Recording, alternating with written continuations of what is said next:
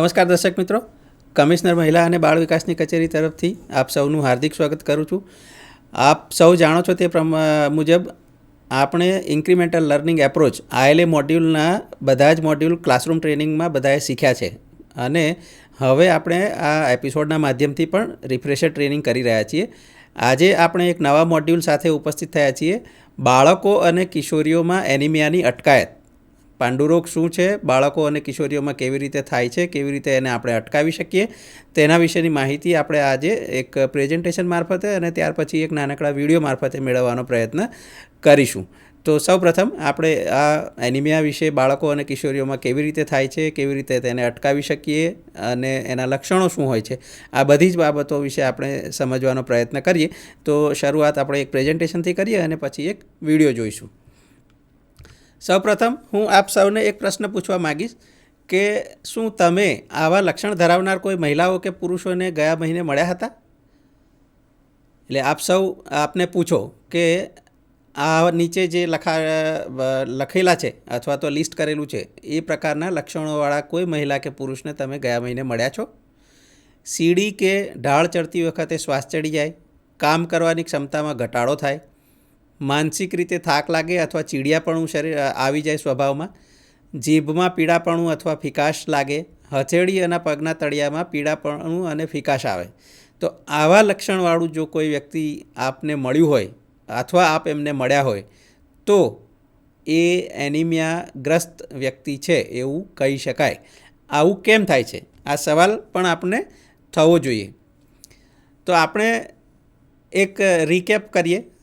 પહેલાં આપણે જે શીખી ગયા છીએ તેને આપણે યાદ કરીએ કે આપણે પહેલાં શું શીખ્યા હતા. તો આપણા શરીરમાં હિમોગ્લોબિન ક્યાં બને છે? તો આપણા શરીરના જે લાંબા હાડકાં છે, લાંબા હાડકામાં અસ્થિમજ્જા અથવા તો બોનમેરો અંગ્રેજીમાં કહે છે, તેમાં આપણા શરીરમાં લોહી બને છે. અને આ હિમોગ્લોબિન જે લોહીમાં હોય છે તેની ભૂમિકા શું છે? તો આપણને ફેફસામાંથી શરીરના વિવિધ અંગો અથવા તો અવયવો જે છે એ અવયવોમાં ઓક્સિજન પહોંચાડવાનું કાર્ય હિમોગ્લોબિન મારફતે થાય છે. જે આપણા શરીરમાં હિમોગ્લોબિનનું પ્રમાણ સામાન્ય કરતાં ઓછું હોય તો આપણા શરીરના જે અંગો છે, અવયવો છે, તેને ઓછી માત્રામાં ઓક્સિજન પહોંચશે. અને જો આવું થાય તો આપણને શ્વાસ ચડવા લાગે છે અથવા આપણા અંગો સુધી પૂરતો ઓક્સિજન પહોંચતો નથી, એટલે આપણે ઝડપથી શ્વાસ લઈએ છીએ અને આપણને સુસ્તી અથવા તો થાકેલા હોવાનો અનુભવ થાય છે. તમને કયા લક્ષણોથી ખબર પડશે કે કોઈ વ્યક્તિને લોહીની ઉણપ અથવા એનિમિક છે? જે આપણે પહેલી સ્લાઇડમાં તમને કીધું કે તમે યાદ કરો, અથવા તો આવા કોઈ વ્યક્તિને તમે ગયા મહિને મળ્યા છો. તો જો આપણા શરીરમાં હિમોગ્લોબિનનું પ્રમાણ સામાન્ય કરતાં ઓછું હોય તો તેને એનિમિયા કહે છે. કોઈપણ વ્યક્તિ અન્ય વ્યક્તિના શરીરમાં લોહીની ઉણપ દર્શાવતા નીચેના લક્ષણો જોઈને એ જાણી શકે કે તેને એનિમિયા છે કે કેમ. હથેળી અને પગના તળિયામાં પીળાપણું અથવા તો ફિકાશ આવી ગઈ હોય, નખમાં પીળાપણું અથવા ફિકાશ હોય, જીભ અને હોઠમાં પીળાપણું અથવા ફિકાશ હોય, ક્યારેક કાળા ધાબા પણ થઈ શકે. તો આ બધા જે લક્ષણો છે એ એનિમિયા અથવા પાંડુરોગના લક્ષણો છે. આ ઉપરાંત આપણે નજીકના કોઈપણ સરકારી અથવા તો પ્રાઇવેટ દવાખાનામાં જઈ અને લેબોરેટરીનો રિપોર્ટ કરાવીને લોહીમાં હિમોગ્લોબિનનું પ્રમાણ કેટલું છે તે જાણી અને નક્કી કરી શકીએ કે આપણને એનિમિયા અથવા પાંડુરોગ છે કે કેમ. અહીં આપણે જે ચર્ચા કરી એ જ મુદ્દાઓને પિક્ચર સ્વરૂપે બતાવવાનો, લોહીના ફિકાસની વાત કરી છે, પગથિયા ચડતી વખતે શ્વાસ ચડવાની વાત છે, કામ કરતાં થાકી જવાય, ચીડિયાપણું આવી જાય, હથેળી અને પગના તળિયામાં ફિકાશ આવી જાય, એ જ લક્ષણો આપણે જે ચર્ચા કરી છે એને પિક્ચર સ્વરૂપે પણ અહીંયા બતાવ્યા છે. આપણા શરીરમાં હિમોગ્લોબિનનું પ્રમાણ ઘટવાનું કારણ શું? તો હિમોગ્લોબિનનું પ્રમાણ ઘટવાના મુખ્ય 2 કારણો છે કે શરીરમાં લોહી બનવાનું ઓછું થાય અથવા જો કોઈ કારણથી શરીર લોહી ગુમાવી દે. તો આ 2 કારણોથી ખાસ કરીને આપણને હિમોગ્લોબિનની કમી અથવા ઉણપ થાય છે. કયા એવા ખોરાક છે કે જે આપણા શરીરમાં લોહી બનવા માટે મદદરૂપ બને છે?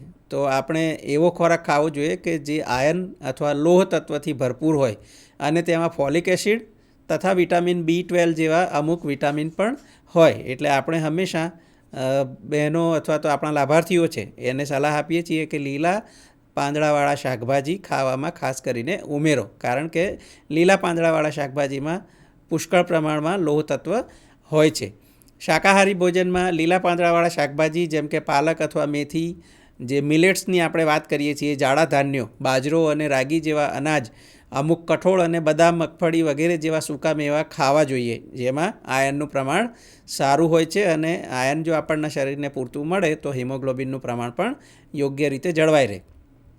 ખોરાકની આ વસ્તુઓ લીંબુ, આમળા કે જામફળ જેવા ખટાશવાળા જે ખોરાક છે અથવા તો ફળો છે તેની સાથે લઈએ તો આયર્નનું શોષણ આપણા શરીરમાં થવામાં મદદ મળે છે, જેથી કરીને આપણા શરીરમાં આયર્નની ઉણપને નિવારી શકીએ આપણે. પ્રોટીનથી ભરપૂર ખોરાક લો. જે ઘરમાં માંસાહાર કરવામાં આવતો હોય તે લોકો આ ખોરાક લેવાનું પણ ચાલુ રાખી શકે છે. આપણે માંસાહારને પ્રોત્સાહિત નથી કરતા, પણ જો કોઈ માંસાહાર કરતા હોય તો તે લોકો આ ખોરાક લેવાનું ચાલુ રાખી શકે છે, કારણ કે તેમાં પ્રોટીન, વિટામિન એ અને વિટામિન ડીનો સારો સ્ત્રોત છે. અને આ ઉપરાંત બાળકોને આપવાનો ખોરાક સારી રીતે રાંધેલ, નરમ અને મસળેલ હોય તે પણ ધ્યાન રાખવા જેવી બાબત છે અને અગત્યનો મુદ્દો છે. કેવા પ્રકારની બીમારીઓ તંદુરસ્ત વ્યક્તિને અચાનક એનિમિયાનો શિકાર બની શકે છે? તો અમુક લાંબા ગાળાની બીમારીઓ છે જે શરીરમાં હિમોગ્લોબિન બનતા રોકે છે, જેમ કે ટીબી, લીવરની બીમારી, તેમજ sickle cell anaemia, thalassaemia, cancer, સંધિવા વગેરે જેવી કેટલીક બીમારીઓ છે જે લોહી સાથે સંકળાયેલી છે. એવી બીમારીઓ થાય ત્યારે વ્યક્તિ એનિમિયાનો શિકાર અથવા પાંડુરોગનો શિકાર બની શકે છે. કયા કારણોના લીધે આયર્નયુક્ત ખોરાક ખાવા છતાં પણ શરીરમાં આયર્નનું શોષણ થતું નથી અને લોહીની ઉણપ થાય છે? તો એવા આપણી કેટલીક આહાર વિહારની આદતો છે, આપણે અગાઉ પણ શીખી ગયા છીએ કે આપણે ત્યાં સવારે નાસ્તો કરવા આપણે બેસીએ તો ચા કે કોફી સાથે આપણે નાસ્તો કરીએ છીએ. બપોરે પણ ઘણા લોકોને ચા કોફી સાથે નાસ્તો કરવાની આદત હોય છે. તો જમ્યા પહેલાં અથવા તો જમ્યા પછીના 1.5 કલાકના જેટલા સમયગાળામાં ચા કે કોફીનું સેવન આપણે ન કરવું જોઈએ, કારણ કે એ સમય દરમિયાન આપણે ચા કે કોફીનું જો સેવન કરીએ છીએ તો આપણે જે ભોજન લઈએ છીએ એ ભોજનમાંથી આપણને આયર્ન મળવું જોઈએ, એ આયર્ન આપણા શરીરમાં શોષાતું નથી અને આયર્નની ઉણપ થાય છે, કારણ કે એ ચા કોફીમાં જે તત્વો રહેલા છે એ તત્વોના કારણે આપણને આયર્ન શરીરમાં ખોરાકમાં હોવા છતાં પણ આપણા શરીરમાં એ શોષાતું નથી અને મળતું નથી. તો આયર્નની ગોળી સાથે કેલ્શિયમ એટલા માટે, ચા કોફી કે કેલ્શિયમ એટલા માટે આયર્નની ગોળી સાથે ન લેવું જોઈએ. આપણે સગર્ભા બહેનોને જ્યારે મળીએ છીએ ત્યારે કેલ્શિયમ અને આયર્ન બંનેની ગોળી ચાલતી હોય તો આપણે એને કેલ્શિયમ જો બપોરે લેવાનું કીધું હોય તો આયર્નની ગોળી એને સાંજે જમ્યા પછી લેવાનું કહીએ છીએ. આ જ કારણ છે, કારણ કે કેલ્શિયમની હાજરીમાં પણ આયર્ન આપણા શરીરમાં શોષાતું નથી. લીંબુ, આમળા, જામફળ જે આપણે ચર્ચા કરી તે પ્રમાણે જેવા ખાટા ફળોમાં જોવા મળતા વિટામિન સી આયર્નનું શોષણ થવામાં મદદ કરે છે. તો આપણે જમવાની સાથે અથવા જમ્યા પછી મુખવાસમાં લોકો ઘણી વખત આમળા ખાતા હોય છે અથવા ફ્રૂટ્સ ખાતા હોય છે, તો એવા ફ્રૂટ્સ આપણે ખાઈએ જેથી કરીને આપણને ખોરાકમાંથી જે આયર્ન શરીરને મળવું જોઈએ તે પૂરતા પ્રમાણમાં મળી જાય. કેટલીક પરિસ્થિતિઓ એવી છે કે જેમાં શરીરમાં લોહી બને છે પણ તેના કરતાં અનેક ગણી ઝડપથી આ લોહી શરીર આપણું ગુમાવી દે છે. તો અમુક પ્રકારના કૃમિ આંતરડામાંથી લોહી ચૂસી લે છે અને એના કારણે આપણને શરીરમાં લોહી બનતું હોય, આયર્ન પણ આપણે શરીર જે ખોરાક લઈએ છીએ તેમાંથી શોષણ કરતું હોય, છતાં પણ આવી કોઈ તકલીફો હોય તો આયર્નની ઉણપ અને હિમોગ્લોબિનની ઉણપ થઈ શકે છે. માસિક સ્ત્રાવ દરમિયાન મહિલાઓમાં અમુક માત્રામાં લોહી વહી જાય છે અને એના કારણે પણ એનિમિયા થવાના ચાન્સીસ રહે છે. મલેરિયા જેવી અમુક બીમારીના કારણે રક્તકણોનો નાશ પામે છે અને હિમોગ્લોબિનની કમી પેદા થાય છે. હરસ જેવી બીમારીમાં શરીર લોહી ગુમાવે છે અને એના કારણે પણ એનિમિયા પાંડુરોગ થવાની શક્યતાઓ રહેલી છે. તો આ અમુક પરિસ્થિતિઓ છે કે જેના કારણે આપણને શરીરમાં લોહીની ઝડપથી ઉણપ થતી હોય છે અને એ પરિસ્થિતિઓને જો આપણે નિવારીએ તો આપણા શરીરમાં લોહી અને આયર્નની ઉણપ ના થાય. બાળકોમાં એનિમિયા શા માટે અને કેવી રીતે થાય છે? તો ખૂબ અગત્યની વાત છે કે બાળકોમાં એનિમિયા થવા પાછળ ઘણા કારણ જવાબદાર હોય છે. સગર્ભાવસ્થા દરમિયાન બાળકને જરૂરી લોહી અને તમામ પ્રકારનું પોષણ માતાના શરીર દ્વારા જ મળે છે, આપણને ખબર છે. અને જન્મ પછી પ્રથમ 4 થી 6 મહિના માટે પૂરતા પ્રમાણમાં આયર્નનો જથ્થો અગાઉથી તેના શરીરમાં હોય છે, જે માતાના શરીરમાંથી જ એને બાળકને મળેલો હોય છે. 6 માસ પછી નીચેના કારણોને લીધે બાળકોમાં લોહ તત્વની કે આયનની ઉણપ પેદા થઈ શકે છે. તો 6 મહિના પછી જો બાળકને યોગ્ય સમયે ઉપરી આહાર શરૂ કરવામાં ના આવે, પૂરક ખોરાક પૂરતા પ્રમાણમાં આપવામાં ના આવે, તો બાળકોમાં આયનની ઉણપ થઈ શકે છે. અને ઘણી વખત આપણે જ્યારે ખબર પડે અને ખોરાક આપવાનું શરૂ કરીએ ત્યારે ઘણું મોડું થઈ ગયું હોય છે અને ઉપરી આહાર દૂધ અથવા અન્ય સ્ત્રોતમાંથી આપીએ છીએ ત્યાં સુધીમાં આયનની ઉણપ થઈ ગઈ હોય છે. કારણ કે બાળક જન્મ લે છે ત્યારે 4 થી 6 મહિના જેટલું આયન એના શરીરમાં ચાલે એટલો જથ્થો માતાના શરીરમાં જ્યારે હોય છે ત્યારે જ એને મળેલો હોય છે અને એ જથ્થો આ 4 થી 6 માસ દરમિયાન પૂરો થઈ જાય છે. અને સમયસર એટલા માટે જો 6 મહિને ઉપરી આહાર શરૂ ના કરીએ તો આયનની ઉણપ થાય છે અને બાળક એનિમિયાગ્રસ્ત થઈ શકે છે. જ્યારે બાળક વારંવાર ઝાડા અથવા તાવ જેવી બીમારીઓમાં સપડાય અને સમયસર સારવારમાં આપવામાં ના આવે અથવા બીમારી પછી યોગ્ય પોષણ ના મળે ત્યારે પણ આયનની ઉણપ થઈ શકે છે. આપણા દેશમાં 6 મહિનાથી 5 વર્ષની વય જૂથના બાળકોમાં એનિમિયા થવા માટે આ સૌથી સામાન્ય કારણ છે અને એટલા માટે જ દર 10માંથી 6 બાળકોને એનિમિયા થાય છે. આપણું જે રાષ્ટ્રીય લેવલે જે સર્વે થાય છે એ સર્વેના આંકડાઓ પણ આયનનું ઉણપવાળા અથવા તો એનિમિયાવાળા બાળકો, બહેનો અને કિશોરીઓની સંખ્યા ખૂબ વધારે પ્રમાણમાં દર્શાવે છે.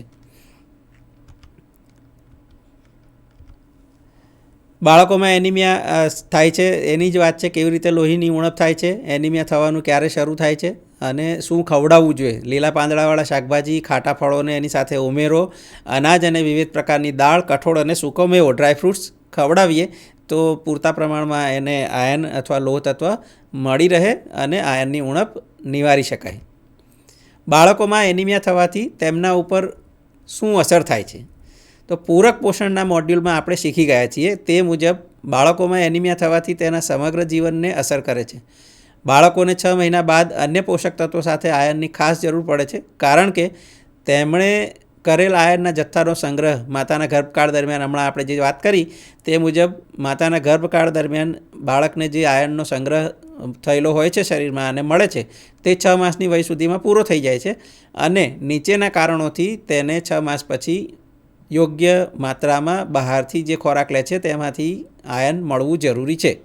તો 4 મુખ્ય કારણો છે: વૃદ્ધિ માટે, શીખવા માટે, પ્રવૃત્તિઓ બાળક કરતું થાય છે એ પ્રવૃત્તિઓ કરવા માટે અને ચેપ સામે લડવા માટે.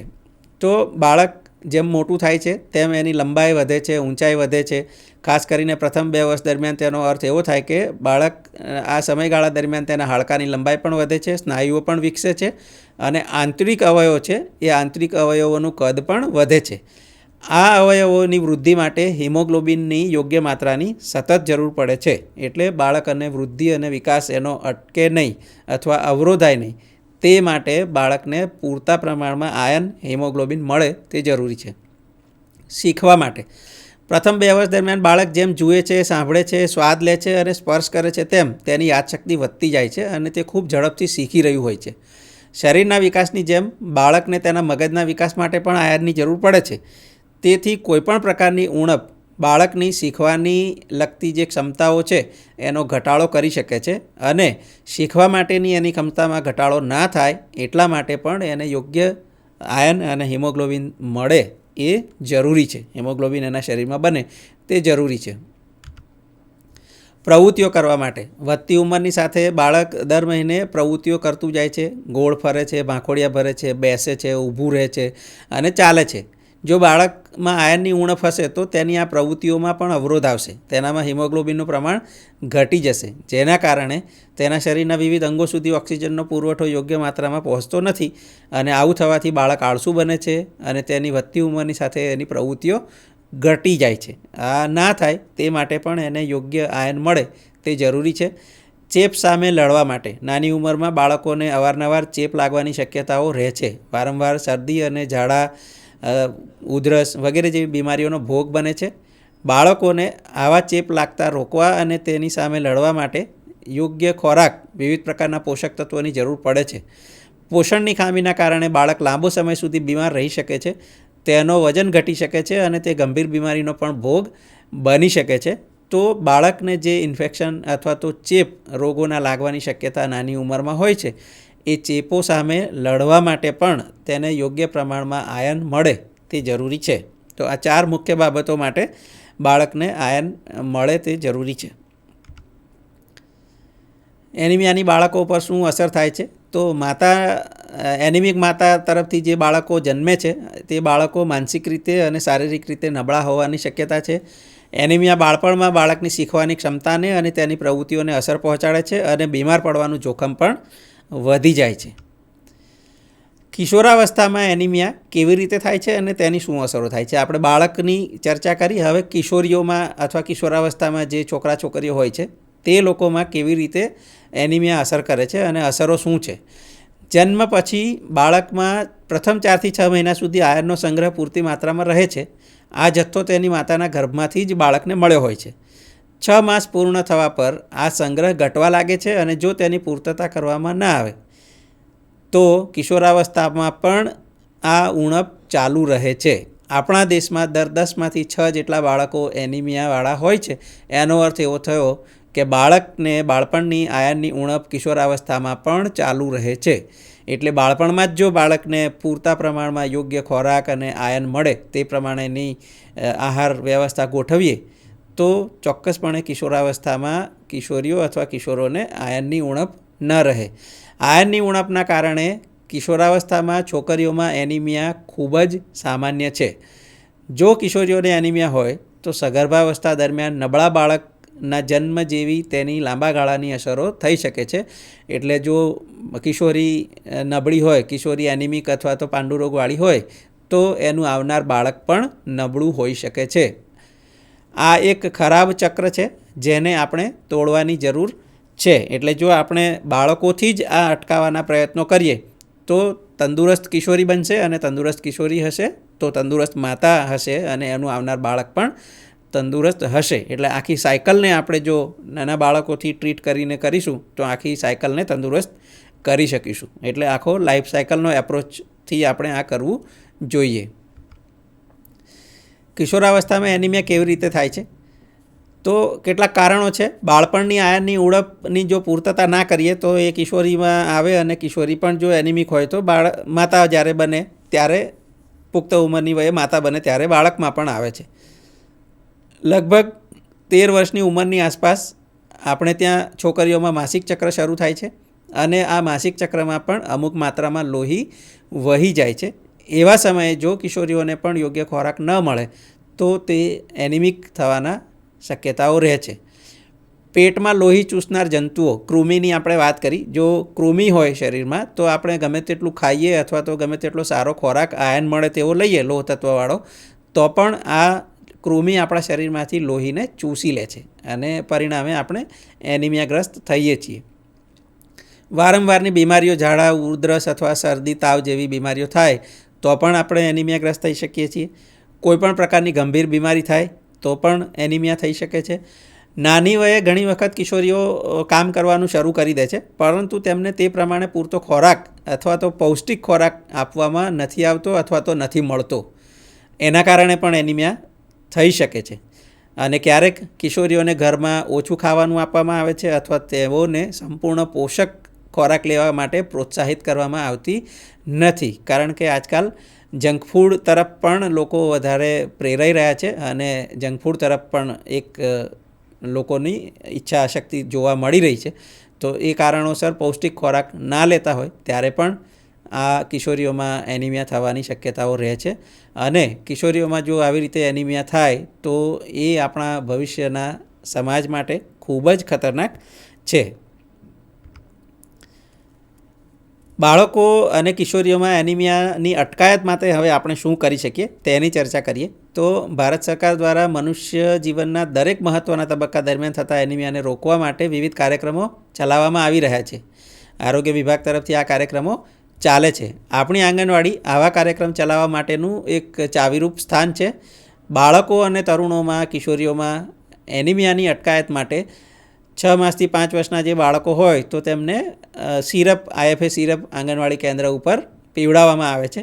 6 થી 10 વર્ષના જે બાળકો છે, શાળાએ જતા હોય શાળાએ જતા બાળકોને શિક્ષકો મારફતે અને જો શાળાએ ન જતા હોય તો એવા બાળકોને આંગણવાડી કેન્દ્ર મારફતે આયર્નની ગોળી આપવામાં આવે છે. એવી જ રીતે 11થી 19 વર્ષની જે કિશોરીઓ હોય છે તો જો શાળાએ જતી હોય તો એને શાળા તરફથી આઈએફએ ટેબ્લેટ આપવામાં આવે છે, અને જો શાળાએ ન જતી હોય તો આંગણવાડી કેન્દ્ર મારફતે દર અઠવાડિયે એને આયર્નની એક ગોળી આપવામાં આવે છે.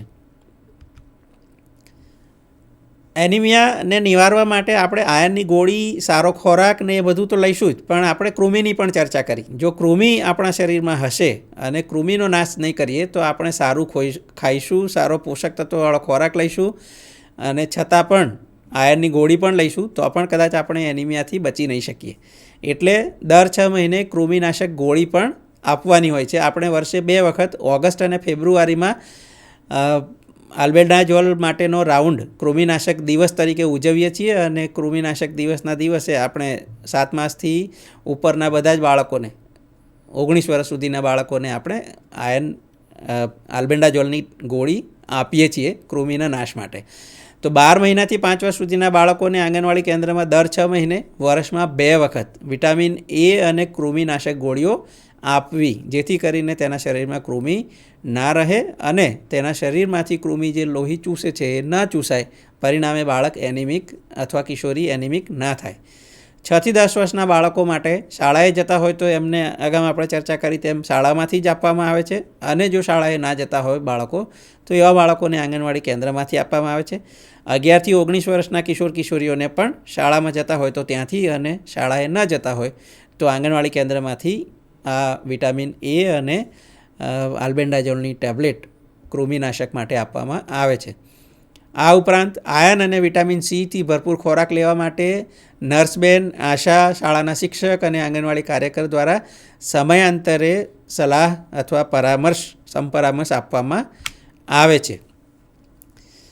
બીજું શું કરી શકીએ? તો આયર્નથી ભરપૂર ખોરાક લો. જેમ કે શાકાહારી લોકોએ આહારમાં સ્થાનિક સ્તરે ઉપલબ્ધ હોય તેવા લીલા પાંદડાવાળા શાકભાજી, લીંબુ, આમળા, જામફળ જેવા ફળો ખાવા જોઈએ. બાજરો અને રાગી જેવા અનાજ, જે મિલેટની આજકાલ બહુ ચર્ચા થઈ રહી છે, એ મિલેટ્સવાળું અનાજ આપણે ખાવું જોઈએ. અને અમુક પ્રકારના કઠોળ, બદામ, મગફળી વગેરે જેવા ડ્રાયફ્રૂટ્સ પણ આપણે આહારમાં સામેલ કરીએ તો આપણા શરીરમાં પૂરતો આયર્નનો જથ્થો મળી રહે. કઠોળ, દૂધ અને દૂધની બનાવટો વગેરે જેવા પ્રોટીનથી ભરપૂર ખોરાક પણ લેવા જોઈએ. જે પરિવાર માંસાહાર કરતા હોય તે માંસાહારી ખોરાક આપવાનું ચાલુ રાખી શકે છે, કારણ કે તેમાં પ્રોટીન, વિટામિન એ અને ડીનો સારો સ્ત્રોત ધરાવતો ખોરાક છે.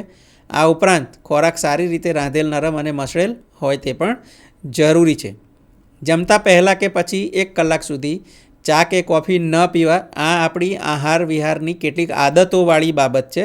એટલે જો આ આદતો પણ આપણે સુધારીએ, આપણી ખાવાની જે પેટર્ન છે એ પેટર્નમાં આપણે સુધારો કરીએ તો પણ આપણે એનિમિયાથી બચી શકીએ છીએ. ચા કોફીનું સેવન જમતા પહેલાં કે પછી આપણે ન કરીએ તો આપણને આયર્નનું શોષણ શરીરમાં જે ખોરાક લઈએ છીએ તેમાંથી થાય છે સારી રીતે, અને એનિમિયા દૂર રહી શકે છે. આયર્નથી ભરપૂર ખોરાક લો. જેમ કે કેલ્શિયમની ગોળી લેતા હોય તો તેને સવારમાં લો, અને આયર્નની ગોળી રાત્રે જમ્યા પછી લો. આપણે ચર્ચા કરી. આવું કરવાનું કારણ એ છે કે આયર્ન અને કેલ્શિયમ સાથે અથવા ઓછા અંતરે લેવાથી આયર્નનું શોષણ થવામાં અવરોધ ઊભો થાય છે. શરીરમાંથી લોહી ઓછું થતું હોય તેવી બાબતોને આપણે નિવારીએ. કૃમિનાશક ગોળીઓ લો. આલ્બેન્ડાઝોલની આપણે ચર્ચા કરી. માસિક ચક્રને લગતી જો કોઈપણ સમસ્યા હોય અને વધારે પડતા લોહીનો બગાડ થતો હોય તે સમયે, માસિક ચક્ર સમયે, અથવા વધારે પડતું લોહી વહી જતું હોય તો નજીકના આરોગ્ય કેન્દ્રમાં તપાસ કરાવી અને સારવાર લો. હરસ મસા જેવી બીમારીઓની તરત જ સારવાર કરાવો, જેથી કરીને જે હરસ અને મસાના બીમારીવાળા લોકોને લોહી નીકળવાની તકલીફ હોય છે એ ઓછી થાય, દૂર થાય, અને શરીરમાં હિમોગ્લોબિન અને આયર્નનું પ્રમાણ જળવાઈ રહે. મલેરિયા જેવી કેટલીક બીમારીઓ છે એને પૂરી અને ઝડપથી સારવાર લો. અને મલેરિયા જ્યારે થાય છે ત્યારે શરીરમાં શ્વેતકણોની થોડી કમી ઉત્પન્ન થાય છે. તો આવી બીમારીઓ જ્યારે થાય ત્યારે એની આપણે તાત્કાલિક ધોરણે સારવાર લેવી જોઈએ. દર્શક મિત્રો, આપણે આ પ્રેઝન્ટેશનમાં એનિમિયા બાળકોમાં અને કિશોરીઓમાં કેવી રીતે થાય છે, એનિમિયાના લક્ષણો શું છે, કેવી રીતે એનિમિયાને આપણે નિવારી શકીએ અને સરકાર તરફથી કયા કયા કાર્યક્રમો ચાલી રહ્યા છે તેની માહિતી મેળવી, અને આ જ માહિતીને થોડી વધારે સ્પષ્ટ કરવા માટે આપણે એક નાનકડો વિડીયો નિહાળીએ, જેનાથી આપણને વધારે સ્પષ્ટતા થશે અને વધુ માહિતી મળશે. તો નિહાળીએ એક વિડીયો. किशोरियों में खून की कमी और एनीमिया की रोकथाम, इस मॉड्यूल में आपका स्वागत है. नमस्कार, मेरा नाम सुनीता है और मैं आंगनबाड़ी की सुपरवाइजर हूँ. इस मॉड्यूल में मैं आपकी मार्गदर्शिका रहूंगी. पिछले मॉड्यूल में आप एनीमिया और महिलाओं में खून की कमी के बारे में जान चुके हैं. आइए आपकी जानकारी परखने के लिए एक खेल खेलते हैं. ये नीता है. नीता एक गर्भवती एनीमिक महिला है. नीता के स्वास्थ्य में सुधार लाने के लिए हमें इसके शरीर में हीमोग्लोबिन की मात्रा बढ़ानी पड़ेगी. आपको स्क्रीन पर 5 प्रश्न दिखाए जाएंगे. आपको हर प्रश्न का जवाब अपनी जानकारी के अनुसार देना है. प्रत्येक सही जवाब पर नीता के शरीर में हीमोग्लोबिन की मात्रा कुछ बढ़ जाएगी. 5 प्रश्नों के सही जवाब देने से नीता के शरीर में हीमोग्लोबिन की मात्रा सामान्य हो जाएगी और वह खतरे से बाहर हो जाएगी. तो चलिए शुरू करते हैं. आपके गलत जवाबों ने नीता को अधिक एनीमिक बना दिया है. आइए इस मॉड्यूल में खून की कमी और एनीमिया की रोकथाम के बारे में जानते हैं. किशोरावस्था में एनीमिया या खून की कमी होने की संभावना अधिक होती है. यह बाद में चलकर गर्भावस्था के लिए खतरनाक साबित हो सकती है. अतः आपको किशोरियों में एनीमिया के कारण और उनकी रोकथाम के बारे में जानकारी होना अति आवश्यक है. इस मॉड्यूल में हम इसके बारे में विस्तार से चर्चा करेंगे. आपकी सही जानकारी ने नीता को एक नई जिंदगी प्रदान की है. बहुत बहुत बधाई. आइए इस मॉड्यूल में खून की कमी और एनीमिया की रोकथाम के बारे में जानते हैं. किशोरावस्था में एनीमिया या खून की कमी होने की संभावना अधिक होती है. यह बाद में चलकर गर्भावस्था के लिए खतरनाक साबित हो सकती है. अतः आपको किशोरियों में एनीमिया के कारण और उनकी रोकथाम के बारे में जानकारी होना अति आवश्यक है. इस मॉड्यूल में हम इसके बारे में विस्तार से चर्चा करेंगे. इस मॉड्यूल के अंत तक आप किशोरियों में एनीमिया के कारण और प्रभाव जानेंगे. किशोरियों में एनीमिया की रोकथाम के लिए कार्यक्रमों के बारे में जानेंगे. बच्चों और किशोरियों में एनीमिया को रोकने के लिए क्या करें और क्या सलाह दें जानेंगे. नमस्ते दीदी. नमस्ते रमा. नमस्ते हरी. आज कैसे आना हुआ? दीदी, हम हमारी बिटिया रीता के बारे में बात करने आए हैं. आप तो रीता को काफी समय से जानती है. आपने तो देखा ही होगा कि वो कितनी चंचल है. परंतु कुछ समय से उसके व्यवहार में काफी बदलाव आया है. साथ ही वो काफी थकी हुई और कमजोर महसूस करने लगी है. हमें उसकी बहुत चिंता हो रही है. मुझे समझ में आ रहा है कि क्या हुआ होगा. आपको चिंतित होने की जरूरत नहीं है. आपको पता ही है कि कुछ माह पहले रीता की माहवारी शुरू हो गई है. अब वह किशोरावस्था में प्रवेश कर चुकी है. इसकी वजह से उसके व्यवहार में परिवर्तन आया है. साथ ही हर महीने खून जाने की वजह से उसके शरीर में आयरन की कमी हो सकती है, जिससे वह थकान महसूस करती है. इसलिए आपको उसके खान पान पर विशेष ध्यान देना चाहिए. हमें उसे खाने में क्या देना चाहिए? किशोरियों में एनीमिया को रोकने के लिए और शरीर में ज्यादा से ज्यादा खून बने, इसके लिए खाने में ऐसी चीजें खाएं जिसमें आयरन की मात्रा अधिक हो, जैसे कि स्थानीय हरी पत्तेदार सब्जियां जैसे पालक, मेथी वगैरह. नींबू के साथ बाजरा या रागी जैसे अनाज, कुछ सेम फलियां और सूखे मेवे यानी बादाम, मूंगफली आदि खाएं. नींबू, आंवला जैसे खट्टे खाद्य पदार्थ खाने में शामिल करें, जिससे आयरन को पचाने में मदद मिलती है. अमरूद, संतरा जैसे फल विटामिन सी बढ़ाने में मदद करते हैं. भोजन या आयरन की गोली खाने के 1 घंटे पहले या बाद में चाय कॉफी ना पिएं, क्योंकि ये शरीर में आयरन को पचाने नहीं देते हैं. अगर कैल्शियम की गोली खा रहे हैं तो कैल्शियम की गोली सुबह खाएं और आयरन की गोली शाम के भोजन के बाद खाएं. यदि कैल्शियम को आयरन के साथ खाया जाए तो वह आयरन के पाचन में बाधा उत्पन्न करता है. शरीर में बने खून का कम से कम नुकसान हो, उसके लिए पेट के कीड़े मारने वाली गोलियां एल्बेंडाजोल लें. मासिक धर्म के दौरान आ रही समस्याओं की नजदीकी स्वास्थ्य केंद्र में जांच और इलाज कराएं. बवासीर जैसे रोगों का तुरंत इलाज कराएं. मलेरिया का जल्दी और पूरा इलाज कराएं। दीदी, किशोरियों में अनीमिया को रोकने के लिए क्या करना चाहिए? किशोरियों में एनीमिया से बचाव और रोकथाम के लिए बहुत से कार्यक्रम चलाए जा रहे हैं। सरकार की तरफ से किशोरियों के लिए आयरन की गोलियों का वितरण होता है। स्कूल जाने वाली किशोरियों को हर हफ्ते स्कूल में एक आयरन की गोली दें। स्कूल ना जाने वाली किशोरियों को हर हफ्ते आंगनवाड़ी के केंद्र पर एक आयरन की गोली दें। इसी तरह सरकार द्वारा पेट के कीड़े मारने वाली दवाई भी दी जाती है। किशोरियों को स्कूल में और आंगनवाड़ी केंद्र में हर 6 माह में पेट के कीड़े मारने वाली गोली दें। इसके अलावा एएनएम, आशा और आंगनवाड़ी कार्यकर्ता को किशोरियों को आयरन और विटामिन सी युक्त आहार खाने की सलाह देनी चाहिए। हमारे देश के 10 में से लगभग 5 बच्चों में एनीमिया पाया जाता है। अधिकतर आयरन की इस कमी की भरपाई किशोरावस्था तक भी नहीं हो पाती। किशोरियों में आयरन की कमी की वजह से एनीमिया ज्यादा पाया जाता है, जिसकी वजह से आगे गर्भावस्था के दौरान कठिनाइयां होने और बच्चों के कमजोर पैदा होने की संभावना रहती है। यह एक बड़ा ही खतरनाक चक्र है जिसे हमें तोड़ना होगा। किशोरियों में एनीमिया के कारण कुछ इस तरह हैं।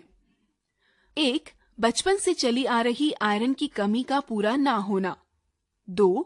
13 वर्ष की आयु के आसपास किशोरियों में माहवारी शुरू होती है और माहवारी में वो हर माह नियमित तरीके से खून खोती हैं। 3. पेट में खून चूसने वाले कीड़ों का पड़ना। 4. बार बार दस्त, खांसी, जुकाम, बुखार जैसी बीमारियों का होना। किसी गंभीर बीमारी का होना।